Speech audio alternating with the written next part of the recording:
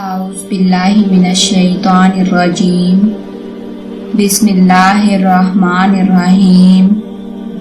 السلام علیکم ناظرین، اس یوٹیوب چینل پر آپ سب کو آج پھر سے خوش آمدید۔ یہ رمضان کے دنوں میں پڑھنے والی دعاؤں کی سیریز کی چوتھی ویڈیو ہے۔ اس ویڈیو میں آپ کو رمضان کے چوتھے روزے کے دن پڑھنے کی دعائیں اور ان کے طریقے بتاؤں گی۔ رمضان کے چوتھے روزے کے دن نماز فجر کے بعد سورہ فاتحہ 40 مرتبہ پڑھیں۔ نماز ظہر کے بعد یا حیو یا قیوم یا حیو یا قیوم 133 مرتبہ پڑھیں۔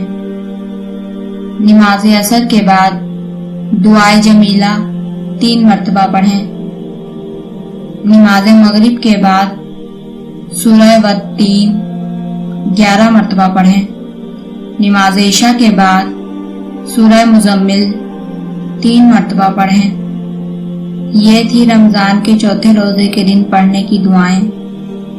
انشاءاللہ آپ لوگوں سے نیکسٹ ویڈیو میں ملاقات ہوگی۔ تب تک آپ اپنا اور اپنے گھر والوں کا خیال رکھیے گا۔ اللہ حافظ۔